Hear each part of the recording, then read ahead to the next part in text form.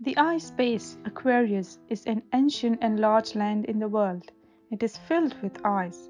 It has millions of inhabitants known as Aquarians.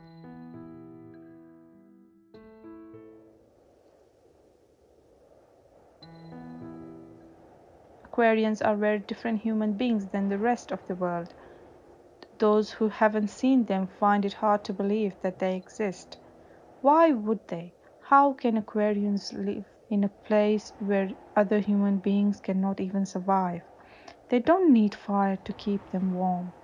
They don't feel cold the way others do. They say that their soul is connected to the soul of their land, and their land only approves of them to live there. Their palaces and houses are made from solid ice. They have the most beautiful land in the world. Ice is carved for years to make it into never melting houses. It is believed that it is for the better of the world if Aquarians live in the ice space. There is a legend that thousands of years ago, when the comet showed up and the rebellion started in the ice space, a large army left the ice space to fight. The land could not take the sudden trauma of the souls abandoning it, and a big part of it collapsed. Its collapse resulted into disasters for the rest of the world. Half the population of the world were taken away by water and by fire. The weather would change so drastically that it would be impossible to predict. Aquarians believe that the humanity rests in their hands. They have to stay in the ice space forever. God has made the world for mankind and made it Aquarians' responsibility to protect it. Aquarians have different physical features as well. They have the bluest eyes, pale skin, and gray hair. Looking at them would feel like looking at the ice. Head down. Jump. Good. Ooh, you're dead. I can't give you every instructions, Aria. You have to watch my movements and be responsive. I have told you many times. I know, I'm sorry. I don't know why I'm not learning. It's all right. Don't be sorry, girl. It took me to learn just as long. Really? No, don't be so relieved. Practice makes it perfect. You need to practice, girl. My parents don't like me to learn fighting. I can only practice with you, princess. Oh yeah? Common girl. Hey, my father agreed to let me go to the mid-world to get education. Wow, that is perfect. Can you take me as well? Of course, girl. I cannot imagine having all those fun there without you. Guess where we will be going to? Uh, where?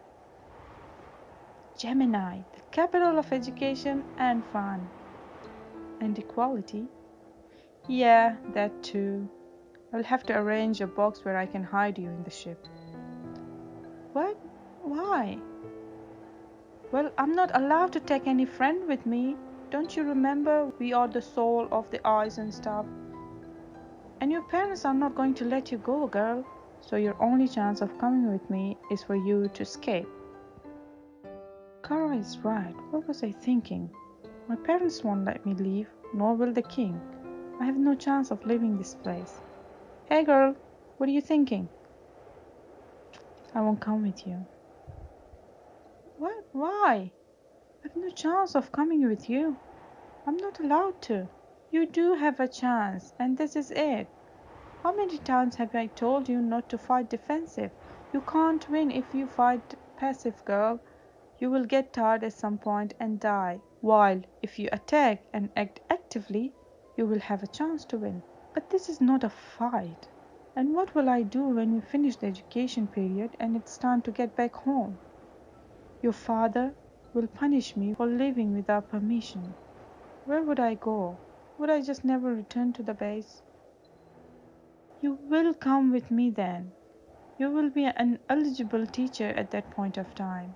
The base needs a lot of them. The king will not punish a valuable asset of the base. Instead, he will be proud of you for showing such a courage and returning a winner. He will give you a good position among the teachers. I will not force you, girl. I just thought you would have it in you to take this step. But take your time. I would love to have you there with me, but we will still be friends. I'll meet you tomorrow. Arya comes back home. She keeps thinking about it. She doesn't want to be separated from Cara. She is her only true friend. She has grown with her. She has learned from her. She inspires her. She feels alive with her. She is excited to go, but the uncertainty of her future makes it a hard decision.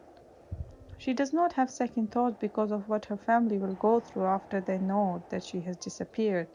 Neither does she care about the rules in base, about not leaving it. She worries about her future. She thinks about the pros and cons of going and not going with Cara. If she goes, she will have the only chance to get the most out of life. She was ready to leave her fears behind and welcome new opportunities. This is going to be her journey, and she is going to own it with all its pros and cons. She decided to fight actively and make it work for herself. She meets Cara the next day and tells her that she is in. Yay! That is the girl that I raised you to be. I'm proud of you, my common girl. I'm going to show you the best years of your life. A few days later, Cara prepares and plans everything to smuggle Arya into the ship. She takes an extra stallion for Arya and tells everyone that both the stallions have grown up together, so one might not survive without the other. The ship sails off. Arya is hidden in the giant box which Cara kept in her private room in the ship. Cara and Arya talked softly all night. They talked about how they are now unstoppable. They imagined things that they will be able to do in Gemini. Cara, you have been out of the ice space before. How does a land with no ice look like? Do you think it is going to be too hot for us there? It is a beautiful world out there, Arya. A land with no ice is beautiful. But nothing is more beautiful than our land. Trust me on this. You feel great when you are not surrounded by ice, but you start missing it at some point. You are so lucky to have seen a land with no ice. When our teacher was giving us lesson about the lands, it fascinated me. People in those lands get to see the sun daily. They see the night daily. We miss out on so many things. Well, now you're lucky too. You're going to witness a scenery that only few people in the base get to see. Yes, I'm so grateful to have you as a friend. You have always opened opportunities for me. You have always helped me to be better. Thank you, Cara. But you clearly haven't learned a thing. No, I really have. Why do you say that? Don't thank anybody, ever. Don't make anyone feel like you need them, not even me. Even if you are vulnerable, don't show it to anyone, because if you do, you will give them an opportunity to hurt you. Don't let your emotions be controlled by others.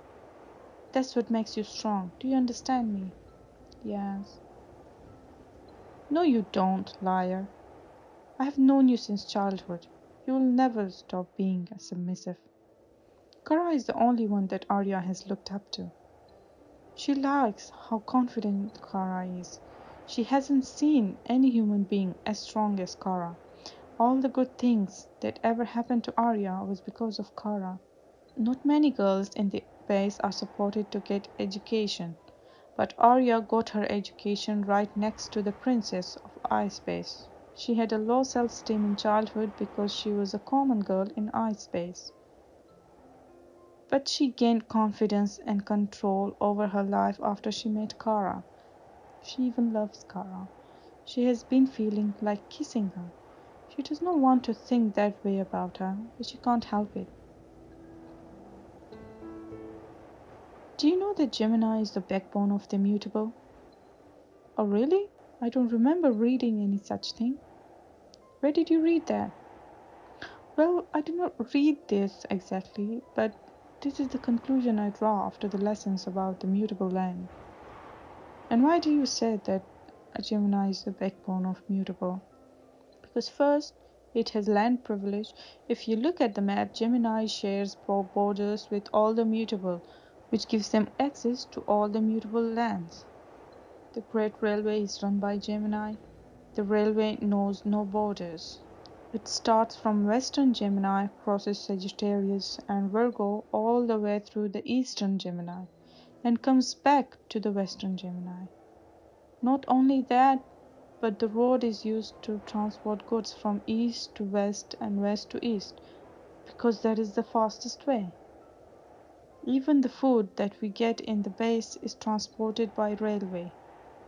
Can you imagine the kind of power that gives to the Gemini? No. And Gemini has places specially built for education.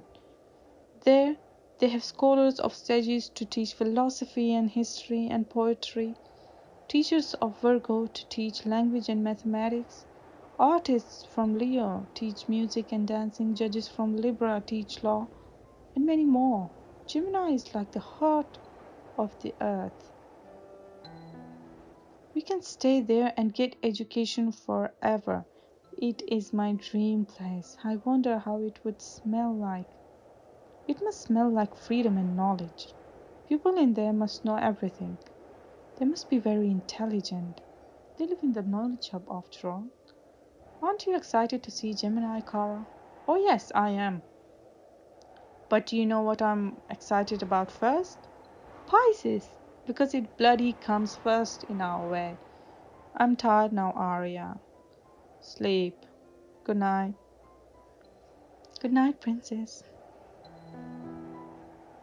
The next night, Cara is on the deck of the ship enjoying the warm breeze coming from Pisces.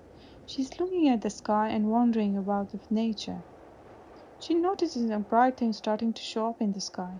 She waits and focuses on it. It grows slowly, and it stops growing at one point. This is not like other bright things in the sky, it is different. She wonders what it is. She always looks at the sky, but she has never seen it before.